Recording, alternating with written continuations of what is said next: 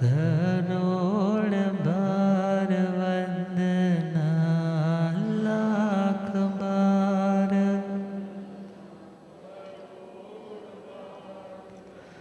जे हाथ जोड़ गोरानो मेरी वंदना, जे जोड़ गोरानो डगमग डोले नैया मेरे, डगमग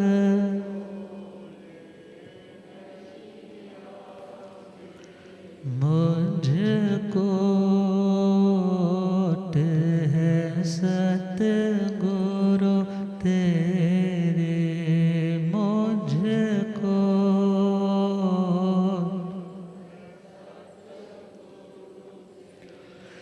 जिया भवसागर पार लंघना, जिया भवसागर, जे हाथ जोड़ गोरानो मेरी वंदना, जे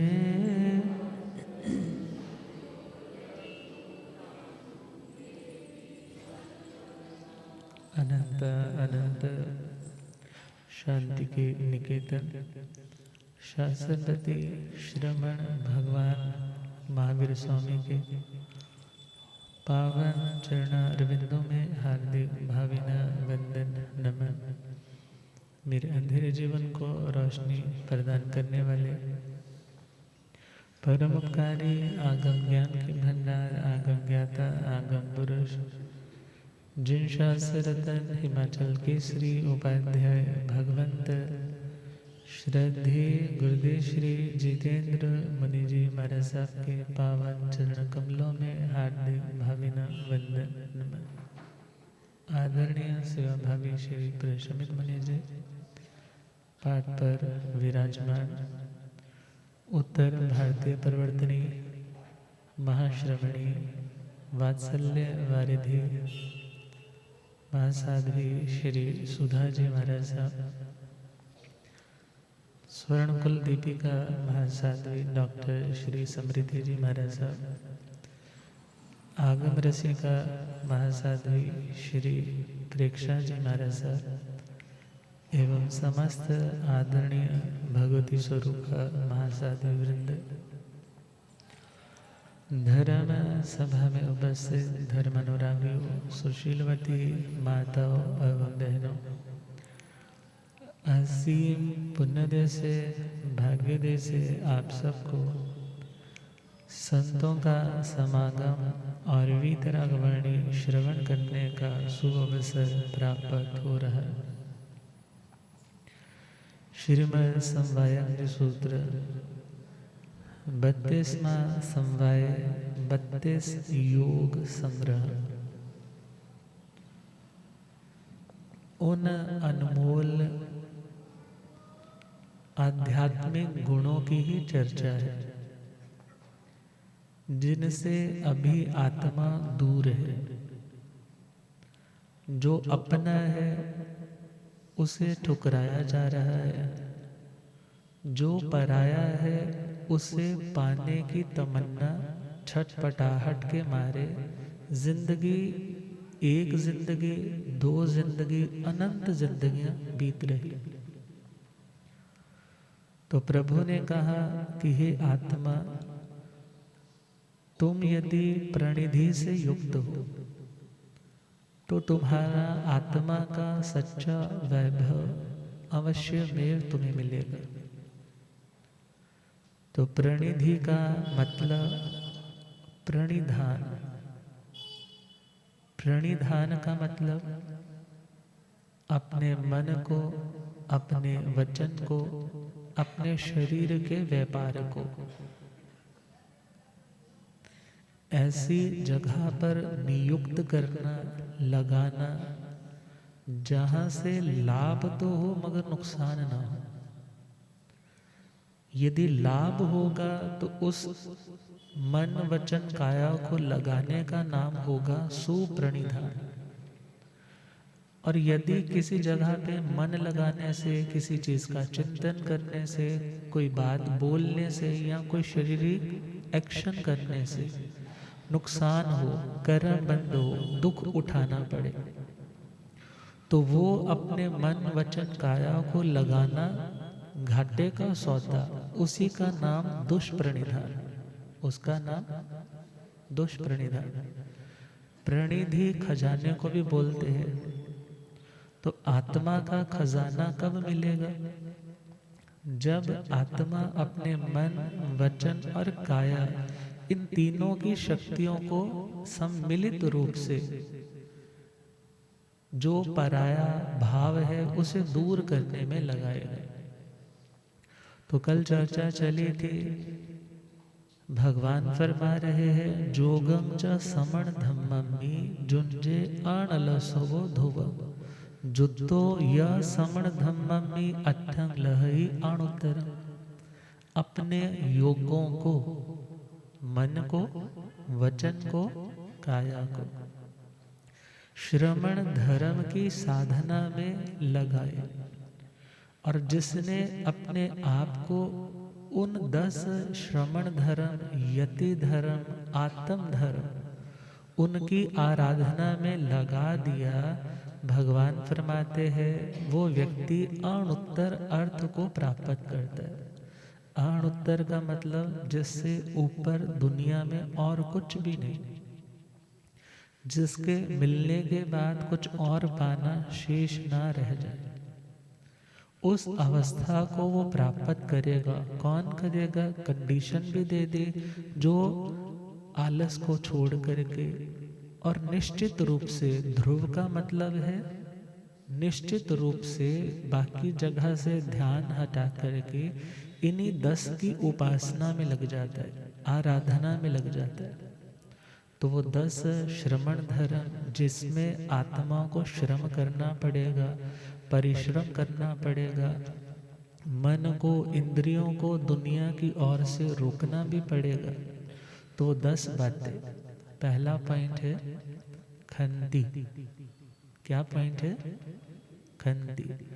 खंती का मतलब शांति। ये क्षत्रिय वाली शांति। एक है शांति, दूसरा श वाला शांति। उस शांति का प्राकृत रूपांतरण होता है संति। बोलते ना संति संति करे लोए पत्तो गई मणोत्तरम। भगवान शांतिनाथ जी शांति करे, और जिन्होंने अणुत्तर सिद्ध गति को प्राप्त किया। पत्तो गई मीन्स प्राप्त कर गए हैं, पत्तो गई मणोत्तर। अब यहाँ पर कौन सा शब्द है? शांति। अब शांति का प्राकृत रूपांतरण क्या बनेगा? खंती। क्या बनेगा? अब राजस्थान मारवाड़ में चले जाओ तो वहाँ पर साधु भगवंत के लिए जो वंदन करेंगे तो बोलेंगे खम्मा घड़ी। क्या बोलेंगे? खम्मा घड़ी मतलब जिनमें क्षमा, घड़ी मतलब बहुत ज़्यादा है, और जो सहनशील होगा उसी की क्षमा होगी, और जो क्षमाशील है उसकी क्षमता भी होगी। बिना क्षमता के तुम क्षमा नहीं कर सकते। बिना अपने बल पराक्रम के तुम किसी की गलती को नजरअंदाज और उस व्यक्ति के प्रति पुनः उसी प्रकार से प्रेम पूर्वक व्यवहार नहीं कर सकते यदि तुम्हारे पास वो क्षमता नहीं है। और भगवान फरमाते हैं जो व्यक्ति खंती भाव रखता है, सहनशीलता बनाए रखता है, वो व्यक्ति फिर परिसहों को जीतने लग जाता है। किसको जीतने लग जाता है? परिसहों को। परिसह मतलब जो चारों ओर से आत्मा को घेर करके कभी कभी परेशान प्रतिकूल रूप में करते हैं, कभी अनुकूल रूप में करते हैं। परिसह हमेशा प्रतिकूल नहीं होते और परिसह हमेशा अनुकूल नहीं होते। अब 22 तरह के परिशह आते हैं श्रीमद् उत्तराधनजी सूत्र में। सेकंड वाला जो चैप्टर है वो भी, उसका नाम क्या है? परिशह प्रविभक्ति। तो प्रतिकूल वाले तो समझ में आ जाते हैं कि सर्दी लग रही, गर्मी लग रही, भोजन नहीं मिल रहा, पहनने नहीं मिल रहा, कपड़ा कभी कम है, कभी मच्छर इत्यादि है, कभी कुछ है, कभी कुछ है, कोई निंदा है, कोई अपयश है, कोई सम्मान नहीं दे रहा है। तो ये तो है प्रतिकूल वाले। अनुकूल वाले कौन से हैं? स्त्री का परिशह है सत्कार पुरस्कार। कभी एप्रिसिएशन इतनी मिलने लग जाती है, व्यक्ति को लगता है मैं ही रब हो गया। अब जब इस तरीके से वो सोचने लग जाएगा तो उसकी जो ग्रोथ है, स्पिरिचुअल ग्रोथ है, क्योंकि अभी वो जर्नी में है, यदि वो यही सोचने लग जाएगा मैं तो डेस्टिनेशन पे आ गया, तो फिर वो आगे मूव नहीं कर पाएगा, आगे के लिए वो एफर्ट नहीं कर पाएगा। और अक्सर जब व्यक्ति को ज़्यादा प्रशंसा मिलती है, वो प्रशंसा हितकारी भी हो सकती है और वो प्रशंसा अहितकारी भी हो सकती है। अब डिपेंड करता है अपनी प्रज्ञा के ऊपर, क्योंकि वात्सल्य प्रभावना या जो सम्यक्तों के 8 आचार आते हैं, वहाँ पर भी भगवान कहते हैं यदि कुछ अच्छा करता है तो उसकी उपबृंहणता क्या करे, उसको और बढ़ा करके दुनिया में उसका प्रचार करे, उसको एप्रिशिएट करे। कारण उसकी एप्रिसिएशन से उसे लगेगा कि मैं जो कर रहा हूँ ये ठीक है। मगर यदि सामने वाला उस प्रशंसा को डाइजेस्ट करने की जगह उस प्रशंसा को सुनकर के दूसरों का तिरस्कार करने लग जाए, खुद को ज़्यादा सुपीरियर काउंट करने लग जाए, तो वही प्रशंसा उस व्यक्ति के अपनी मंजिल से भटकने में काफ़ी है। तो कहा कि जहाँ पर तो कांटे हैं, कांटे वाली जगह पे तो तुम्हें पता है, सपोज चप्पल नहीं पहनी है तो तुम्हें पता है कि कैसे चलना है, बच बच के चलना है। मगर जहाँ पर स्लिपरी है, अब मार्बल अभी फर्निश हो रखा है, बिल्कुल चमक रहा है, और ऐसी जगह पे चलना क्या हो जाएगा? कांटों पे संभलना थोड़ा आसान है, मगर फूलों पे संभलना वो मुश्किल होता है। तो भगवान ने कहा ये दोनों परिशह है, और जो हर परिशह को जीत रहा है, इट मीन्स उसमें सहिष्णुता है, उसमें शांति है, उसके अंदर क्षमता है कि हर परिस्थिति में मॉडरेट रह सके, हर परिस्थिति में अपना इक्विलिब्रियम मेंटेन रख सके, अपने समभाव को मेंटेन रख सके। रखेगा तो उसे अणुत्तर, जिससे ऊपर और कुछ नहीं, ऐसे अर्थ की प्राप्ति, अर्थ अर्थ्यते प्रार्थ्यते काम्यते मुमुक्षुभिः इति अर्थ। जिसकी प्रार्थना, जिसकी कामना प्रत्येक मुमुक्षु के द्वारा, जो मोक्ष की अभिलाषा रखता है उसके द्वारा की जाती है, वह है सिद्ध गति। उस आत्मा को सिद्ध गति मिलती है। अब सेकंड पॉइंट है मुक्ति। क्या नाम है? मुक्ति। मुक्ति का यदि हम संस्कृत हिंदी रूपांतरण करें तो दिस इज मुक्ति।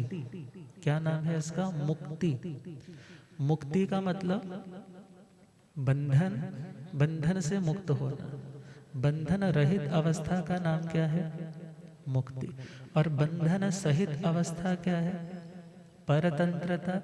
और बंधन रहित अवस्था क्या है? स्वतंत्रता। तो मुक्ति का मतलब क्या? अनासक्ति। मुक्ति का मतलब यहाँ क्या है? अनासक्ति। अब आप लोगों के घरों में ना, पुराने टाइम में चले जाएं तो तुम जब कभी पूड़ा बनाते थे तो वो नीचे लग जाता है। आजकल नॉन स्टिकी पैन्स आ गए। नॉन स्टिकी पैन समझते हैं ना सारे लोग।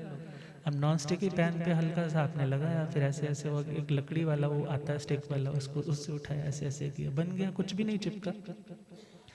अब वो हमें क्या समझा रहा है कि यदि तुम अनासक्त रहोगे, किसी से अपनत्व, ममत्व, मेरापन नहीं रखोगे तो कोई प्रॉब्लम नहीं आएगी। भले तुम 1000 लोगों को डील करने वाले, मगर यदि तुम एक के साथ भी चिपक गए ना, चिपकना समझ रहे हो ना, पूरा चिपक गया तो टूट जाएगा ना बीच में। इसी प्रकार तुम शांत रहना चाहते हो तो तुम डील तो करोगे बहुत से लोगों के साथ, मगर उन सभी से कैसे रहोगे? नॉन स्टिकी पैन की तरह। कैसे रहोगे? नॉन स्टिकी पैन की तरह। उसका नाम है अनासक्ति, मुक्ति। और ध्यान रखना है, जो व्यक्ति निर्लोभी होता है, निर्लोभता कब आती है? जब अनासक्ति होती है। किसी चीज को देखा, तुम्हारे मन में अट्रैक्शन ही नहीं आई। क्यों? क्योंकि तुम्हें लगा ये तो पुद्गल की माया है, ये सदा एक जैसी रहने वाली नहीं। आज जो कपड़ा ब्रांड न्यू लेकर के आए हो, जो आज तुम्हारे दिल को थोड़ा खींच रहा है, मगर 10 साल बाद वही कपड़ा तुम अलमीरा से निकालो तो वो अट्रैक्शन तुम्हारी उसके प्रति नहीं होती। क्यों नहीं होती? क्योंकि पुद्गल जो पूर्ण और गलन धर्म वाला, पूर्ण का मतलब जो कंप्लीट हो गया था, और गलन का मतलब आज धीरे धीरे वो घटने लग पड़ा, उस अवस्था का नाम क्या है? पुद्गल की अवस्था। परिणमन होता है, वो चेंज होता रहता है, अच्छे से बुरा हो जाता है, बुरे से अच्छा हो जाता है। और जो व्यक्ति इस गुण से युक्त है तो वो व्यक्ति देखेगा तो बहुत कुछ, सपोज आंखें हैं तो दिखेगा बहुत कुछ, मगर वो क्या सोचता है? मुझे इसकी ज़रूरत नहीं है। यदि मुझे ज़रूरत नहीं तो मुझे उसके प्रति अट्रैक्ट होने की भी ज़रूरत नहीं। एक्चुअली होता क्या है, जब हम किसी चीज़ को देखते हैं, देखने से अट्रैक्शन हुई, और वो अट्रैक्शन हमें डिस्ट्रैक्ट करती है। क्या करती है? डिस्ट्रैक्ट का मतलब हम जिस ट्रैक पर थे उस ट्रैक से नीचे उतर गए। हमारी गाड़ी जिंदगी की शांति से चल रही थी, मगर वो शांति की गाड़ी जो चल तो रही थी, मगर वो गाड़ी अपनी पटड़ी से बेपटड़ी हो गई, अब डिरेल्ड हो गई है। उस अवस्था में वो अशांत होगा, उसको पाने के लिए तड़पेगा, उसको अपना बनाने के लिए आरंभ समारंभ भी करेगा, पाप भी करेगा। मगर जिसके हृदय में अट्रैक्शन नहीं आई तो डिस्ट्रैक्ट नहीं हुआ, क्योंकि अट्रैक्शन लीड्स टू डिस्ट्रैक्शन, और डिस्ट्रैक्शन लीड्स टू डिस्ट्रक्शन मतलब विनाश, विनाश मतलब कर्म बंध, अशांति, फ्रस्ट्रेशन, दुख। इतना कुछ पा लिया जिंदगी में, खुद से पूछो शांति कितनी है? शांति पाने में नहीं, शांति किसमें? तुम खुद सोचो ना, तुम घर में रोज खाना खाते हो, मगर जब तुम किसी को खाना खिलाते हो तब ज़्यादा खुशी होती है, जब खुद खाते हो तब ज़्यादा खुशी होती है। कपड़े तो बहुत सारे हैं, मगर कब ज़्यादा खुशी होती है? सिर्फ पहनने से ज़्यादा खुशी होती है, जब अपना कपड़ा किसी को देख करके खुशी होती है। अब यहाँ पर अनासक्ति जहाँ पर है, वो व्यक्ति क्या सोचता है? गोधन, गजधन, वाजधन और रतन धन खान, जब आवे संतोष धन, सब धन धूलि समान।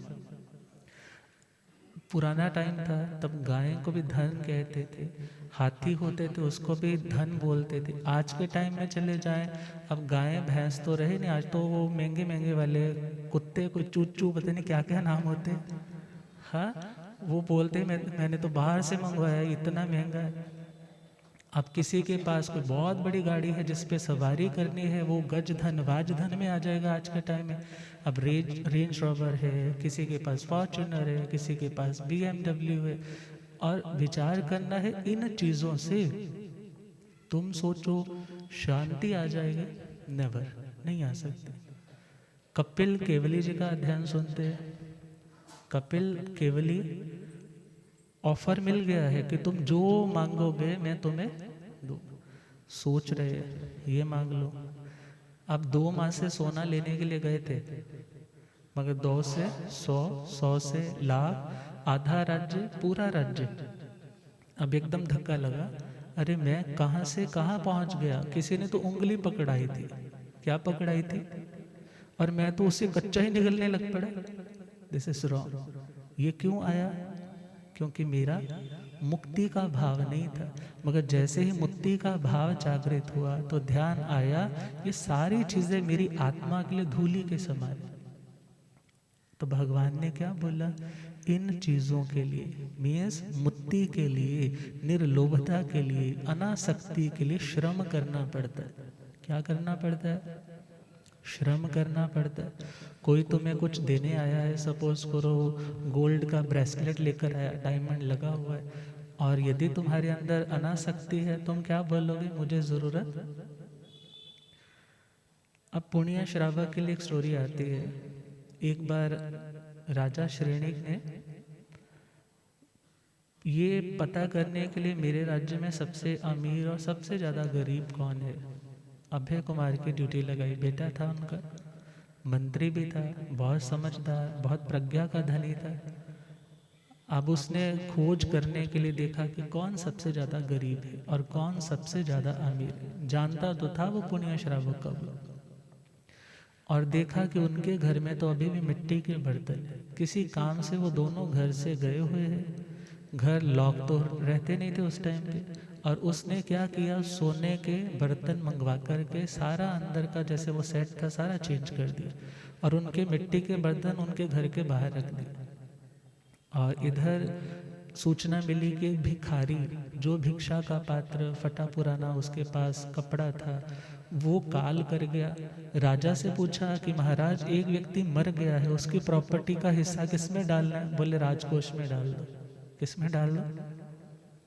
अब उसने देखा कि राजकोष में मीन्स राजा इतना ज़्यादा अंदर से क्या है, अंदर से इतना ज़्यादा प्यासा है कि जितना मिल रहा है वो भी समा जाए।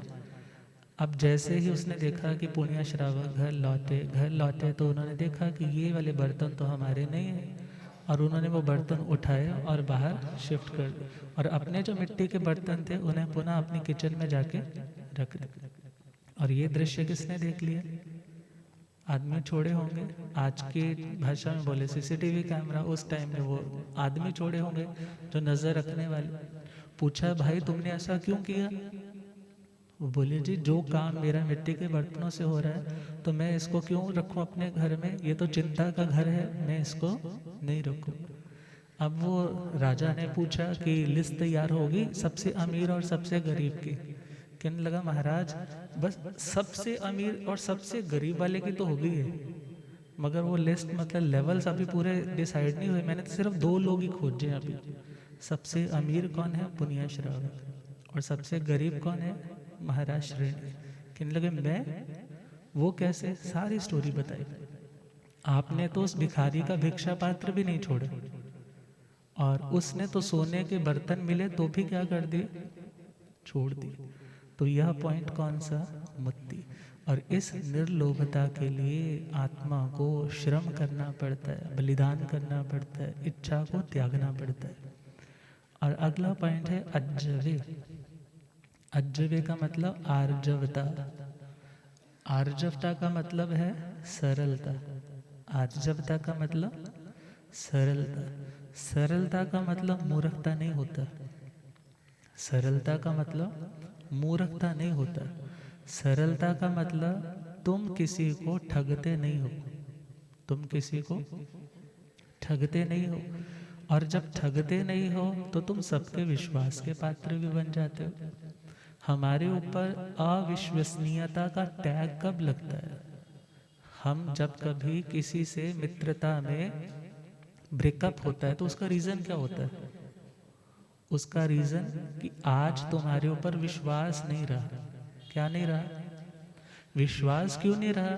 2 कारण हो सकते, एक मिसअंडरस्टैंडिंग, और दूसरा कारण उस व्यक्ति ने कोई चाल, कोई ऐसी साजिश, कोई ऐसा षड्यंत्र, कुछ ऐसी डायकॉटमी की है कि जिसके कारण उस व्यक्ति को भेद पता चल गया है कि ये व्यक्ति मेरे सामने जो बनता है वैसा है, वैसा है।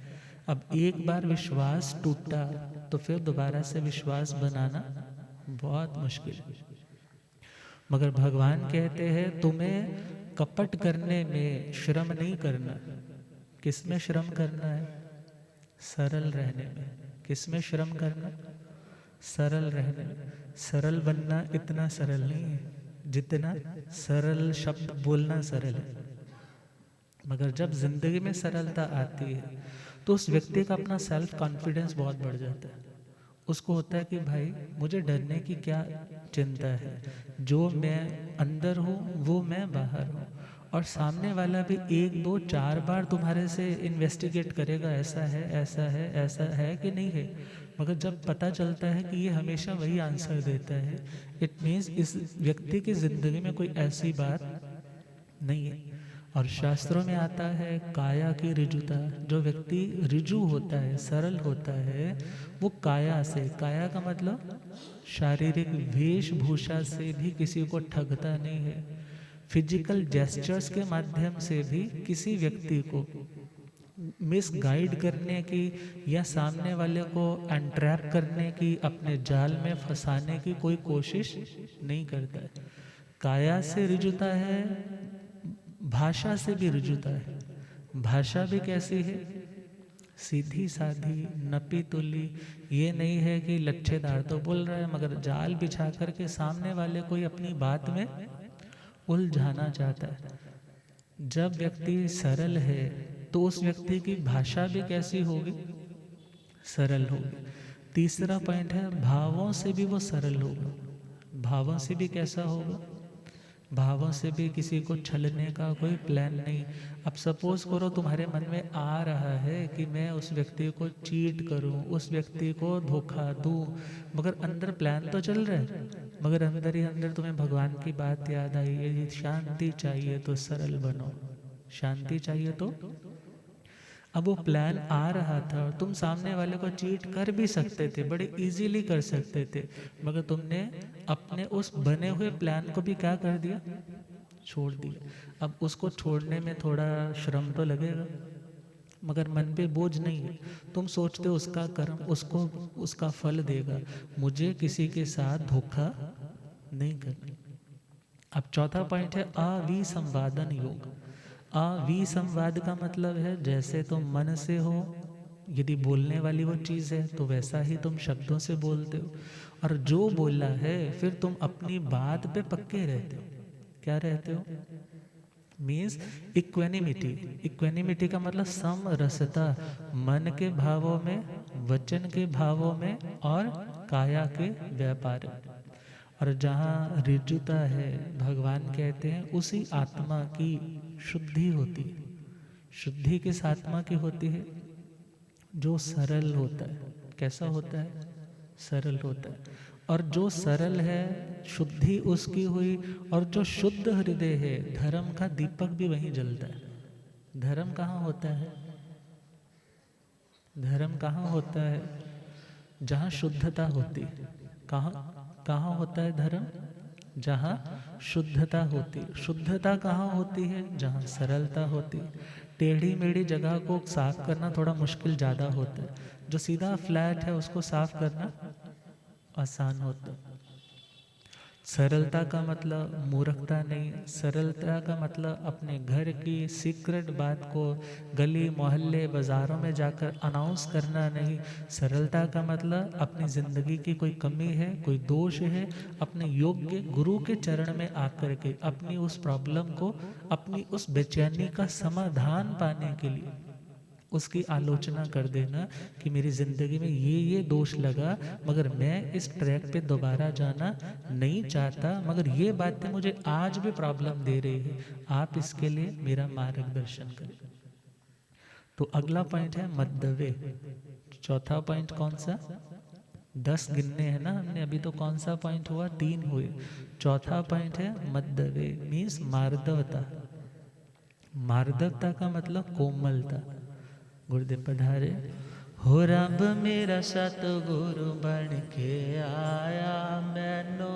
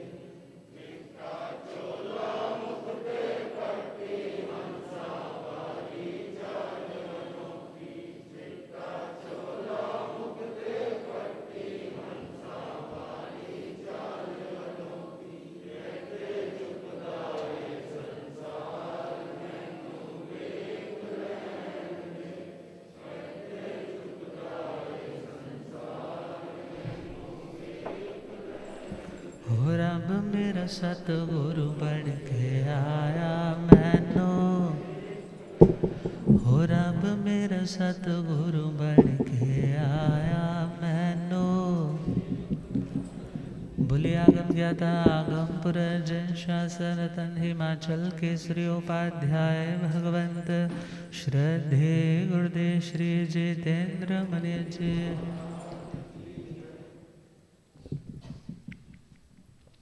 मृदुता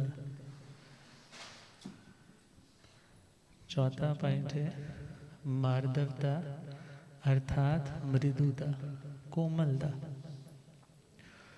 कोमलता जब व्यक्ति के हृदय में है, अंदर से भी सॉफ्ट हार्टेड है, तो उस व्यक्ति की जुबान भी कैसे होने लग जाती, कोमलता। जुबान वैसे कहते ना अपने बॉडी के पार्ट्स में सबसे ज़्यादा कठोर कौन है, वो भी जुबान है। सबसे ज़्यादा नरम है तो वो भी कौन है, वो भी जुबान है। तो भगवान कहते हैं जो व्यक्ति मृदु गुण से संपन्न है, जिसके अंदर इतनी मृदुता है कि वो किसी के प्रति कठोर नहीं, अपने प्रति कठोर हो सकता है, मगर सामने वाले किसी के प्रति कठोर नहीं होता। वो सोचता है कि इससे ये पाप हो गया, कोई बात नहीं, मगर अपने प्रति मेरे से ऐसा क्यों हुआ, मेरे को ऐसा करना नहीं चाहिए था। और उस मृदुता से क्या पैदा होता है, भगवान फरमाते हैं उस मृदुता से उसका अहंकार नष्ट होता है, क्योंकि वो सामने वाले को कोई मिसबिहेव करेगा ही नहीं, किसी के साथ किसी को कठोर बोलेगा नहीं, श्रम लगेगा इसमें भी। और जब सामने वाले के प्रति कठोरता नहीं, मगर अपनी जिंदगी में कोई ऐसी कमी आती तो उसको सॉलिड बन करके दूर करने का प्रयास करता है। तो उस मृदुता से पैदा होती है विनम्रता। क्या पैदा होती है, विनम्रता। आप कहोगे हमारा ये तो बनावटी वाला काम हो जाएगा, हम कैसे ऐसे प्यार प्यार से बोलेंगे, हमारे से नहीं बोला जाएगा। मगर पहले तो तुम प्यार से जस्ट जुबान से ही बोलोगे ना, मगर फिर हृदय से भी तुम्हारे मन में धीरे धीरे जब प्यार बोलते हैं ना, जब जुबान पे तुमने मिश्री रखी है तो धीरे धीरे मीठा अंदर भी तो जाता है। ऐसे ही पहला अभ्यास तुम्हारी जुबान से हो कि मुझे कठोर नहीं बोलना, मुझे अकड़ नहीं दिखानी, मीन्स मुझे ऐसे तन करके नहीं रहना, झुक कर के बात और आराम से शालीनता से बोलना, प्यार से बोलना। और फिर धीरे धीरे तुम्हारी पर्सनैलिटी भी अलग, तुम्हारा व्यक्तित्व, तुम्हारी पहचान भी अलग बनने लग जाएगी। मगर जब तुम हर बात में अड़ना सीखोगे, हर बात में झगड़ना सीखोगे, हर बात में तुम सामने वाले को नीचा दिखाने की कोशिश करोगे, तो ध्यान रखना तुम्हारी जिंदगी में आध्यात्मिक गुणों का विकास नहीं हो पाएगा। तो भगवान फरमा रहे हैं जहाँ मृदुता, मृदवी एक शब्द आता है जिसका अर्थ होता है किशमिश। किशमिश को क्या बोलते हैं, मृदवी। मृदवी अर्थात वो किशमिश जो बाहर से कैसी है, सॉफ्ट है, अंदर से कैसी है, अंदर से मीठी भी है, अर्थात सॉफ्टनेस भी है, मिठास भी है। और जिसके अंदर बाहर से सॉफ्टनेस है और अंदर से भी कोई वैर का भाव नहीं है, अंदर से भी कोई स्वार्थ का भाव नहीं है, वो व्यक्ति मृदु गुण से संपन्न है। और जो व्यक्ति बाहर से तो सॉफ्ट है, अंदर सोच रहा है बस टाइम आने दे फिर बताऊंगा, आए तो तेरे आगे झुकना पड़ जाए। मगर ध्यान देना, ये आत्मा की शांति का मार्ग नहीं। रिलैक्स रहना तभी संभव हो पाएगा जब जिंदगी में मृदुता आएगी। और पांचवा गुण है लाघवे। लाघवे का मतलब लघु, हल्का रहना। कैसे रहना, हल्का। व्यक्ति ने कितना बोझ सिर पे उठा रखा है कि मैं ये हूँ, मैं वो हूँ, मैं ये हूँ, मैं यहाँ का दान दाता हूँ, मैं ये करने वाला हूँ। ये सारा बोझ ही तो है। मगर शास्त्र में कहा गौरव त्रय का त्याग करना ही लाघवता है। गौरव त्रय का मतलब गुरु शब्द से गौरव बना। गुरु का मतलब होता है हैवी। गुरु का मतलब जो भारा है उसे गुरु बोला। और गुरु से गौरव बना कि जो व्यक्ति अपने आप को बड़ा मानता है कि मैं बड़ा हूँ। और वो गुरुता तीन बातों से होती है। किसी को अपनी रिद्धि के कारण, किसी को अपने रस के कारण, किसी को साता के कारण। रिद्धि का मतलब जिसको बोलते हैं ना बहुत पैसा है, बहुत वैभव है, साधु है तो किसी को फेस रीडिंग करनी आती है, कोई भविष्य इंट्यूशंस दे करके बोल देता है, लोग उसकी बहुत प्रसिद्धि कर देते हैं। और यदि वो अपनी उस रिद्धि का घमंड करने लग जाए कि मैं तो बहुत लब्धियों का मालिक हूँ, तो उसकी प्रोग्रेस रुक जाएगी। उसकी वही रिद्धि उसी के विनाश का, पतन का कारण बन जाएगी। तो रिद्धि का गौरव नहीं, रस का भी गौरव नहीं। रस का मतलब बहुत बढ़िया बढ़िया खाने को जिस घर में जाता है उस घर में हर कुछ पहले से तैयार मिल रहा है। मीन्स जहाँ भी जाता है बड़े भावों के साथ हर चीज़ उसे इजीली मिल जाती, ज़्यादा घूमना भी नहीं पड़ता। और यदि वो सोचे मैं जाता हूँ तो बहुत बढ़िया मिलता है, दूसरा जाता है तो खाली पात्र उठाकर आता है, बोलता आज ये संगठा था, आज वो संगठा था, मेरे को तो कुछ मिला ही नहीं। यहाँ के लोग ही बेकार हैं, ये तो टाइम का ध्यान ही नहीं रखते, ये तो संत आए हैं कोई इनको विवेक भी नहीं है। मगर यदि वो इस चीज़ को देख करके कहे मैं कितना पुण्यशाली हूँ, मीन्स उसे किसका गौरव हो गया? रस का गौरव। मगर ध्यान देना, आज जिस चीज़ का गौरव करोगे तो उसी चीज़ की कमी आने वाले जीवन में हो जाएगी।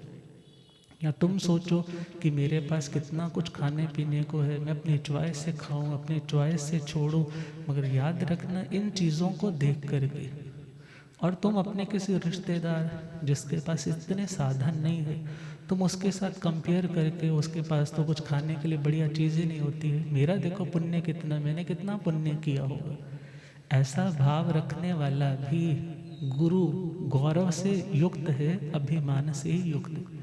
तीसरा है साता का। साता का मतलब कंफर्ट, हर कार्य में जो भी करता है बड़ा आराम से होता है, शरीर में भी तंदुरुस्ती है, मन भी शांत है, हर तरह से घर का वातावरण भी अच्छा है।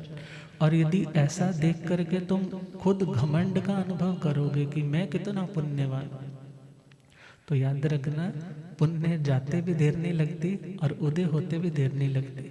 पुण्य का संक्रमण भी पाप रूप में हो जाता है यदि ज़्यादा इस तरीके से कुछ चिंतन करोगे। इसलिए क्या कहा, लघु छोटे बन के रहना, हल्के होकर के रहना, अपने ऊपर घमंड का ताज नहीं बिठाना। अर्थात यदि घमंड आएगा तो ज़रूर हमें निम्न स्तरों में जाना पड़ेगा। लिखने वाले ने लिखा, तू किसी और से न हारेगा, तुझको तेरा गरूर मारेगा, बस ज़रा थोड़ा और इंतज़ार कर, सब्र जीतेगा और जुल्म हारेगा, तुझको ये दस्तार जिसने बख्शी है, तेरा सर भी वही उतारेगा। इसलिए लघु हल्के होकर के। तो ये 5 बातें हुई, 5 कल आएंगे, हम गुरुदेव कृपा करें। ओम शांति।